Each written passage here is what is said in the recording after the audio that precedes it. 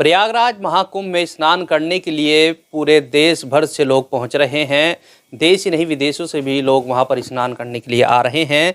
और सहारनपुर की मिथिलेश शर्मा जी हमारे साथ मौजूद है, जो कुंभ में जाकर स्नान करके आई है और वहां की व्यवस्थाओं से लेकर कुंभ में स्नान करने का क्या कुछ इनका एक्सपीरियंस रहा है, उस पर आज इनसे बात करते हैं। नाम बता दीजिए। मिथिलेश शर्मा। अच्छा, कितनी उम्र है आप? मेरी है 46 साल की।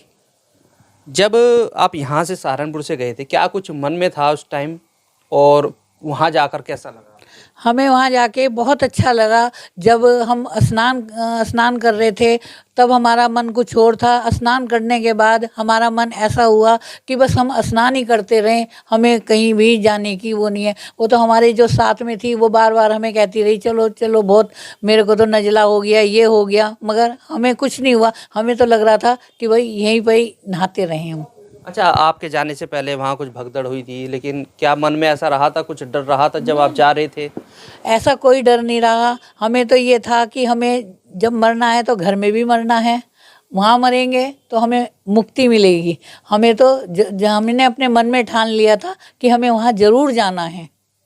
अच्छा, जब आप जा रहे थे तो व्यवस्थाएं कैसी रही? जैसे लोग बताते हैं कि सीटें नहीं मिल रही, भीड़ बहुत ज़्यादा। ऐसा कुछ नहीं है। हम तो उसी टाइम गए थे और हमें सीट आराम से, हम तो लेट के गए थे और हम बढ़िया तरीके से गए। कोई हमें ऐसी दिक्कत नहीं हुई जाने में। हमें कितना समय आपने वहाँ पर कुंभ में बिताया? हमें 3 दिन, मतलब यहाँ से जाने से और आने में 3 दिन लगे हैं। आ भी गए, चले भी गए, नहा भी लिए। 3 दिन में हमारा काम हुआ है। अच्छा, जब आप प्रयागराज कुंभ में पहुँचे, भीड़ कैसी थी वहाँ पर? बहुत भीड़ थी, सर से सर टकरा रहे थे। इतनी भीड़ थी कि सब लोग वापस वहीं भीड़ को देख के वापस जा रहे थे, मगर हमारे को अपने मन में ये था कि हमें तो नहाकर ही जाना है। जब नहाने से पहले का क्या कुछ आपको महसूस हो रहा था, उसके बारे में बताएं। नहाने से पहले तो हमें ऐसा लग रहा था कि भाई ये इतनी भीड़ में हम कैसे चलेंगे, कैसे नहाएंगे। मगर जब हम नहाने गए तो उसमें हम बहुत बहुत काफ़ी बार तक हम नहाते रहे और उसमें से निकलने का मन ही नहीं हो रहा था। जब हम निकल के आए तो ऐसा लग रहा था कि अभी हम और नहाएं, मतलब आने का मन ही नहीं हो रहा था अपने घर की तरफ। ऐसा लग रहा था कि जैसे ये ही स्वर्ग है। मतलब प्रयागराज में कुंभ में नहाने के बाद स्वर्ग जैसा एहसास आपको? ऐसा लग रहा था कि नहाने के बाद में कि जैसे स्वर्ग यही है। और ऐसा हमें तो अपने घर आने का मन ही नहीं हो रहा था। अच्छा, जब आप गए थे तो कुछ ऐसा भी मन में रहा होगा कि कुछ अगर हादसा हो जाता है और वहाँ पर रह जाते हैं, परिवार के कुछ और लोग आपके साथ गए थे या नहीं? हमें था कि जब हमें जाना है तो जाना है। अगर जो हादसा होगा तो अपने घर बैठे भी हो जाएगा, हादसा होना होगा तो वहाँ भी हो जाएगा। अच्छा, बताया ये भी जा रहा है कि 144 साल बाद ये संयोग बना है, इस वजह से आप गए हैं या फिर कुंभ की वजह से आप? नहीं, मैं तो मतलब धार्मिक उससे गई थी कि भाई हमें जाना है। और सब कह रहे थे कि वहाँ पे पाप धुल जाते हैं।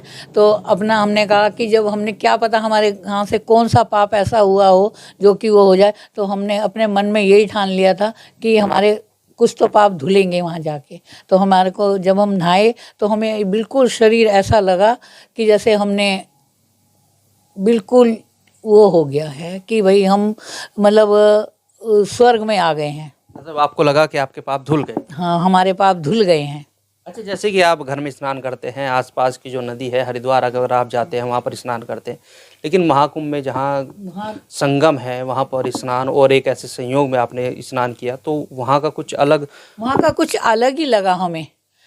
जैसे अपने घर में भी करते हैं और कहीं नदी में भी जाते हैं तो वहाँ ऐसा नहीं लगता। वहाँ संगम में जाके ऐसा लगा कि जैसे कि बिल्कुल शरीर एकदम वो हो गया है, निरोग हो गया है।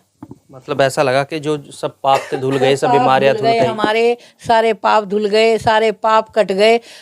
कह तो रहे हैं कि वहाँ से, उसमें से निकलने का मन ही नहीं हो रहा था कि हम घर वापस भी जाए। घर की तो बिल्कुल भी याद नहीं थी। अब यहाँ की याद आ रही है वहाँ की?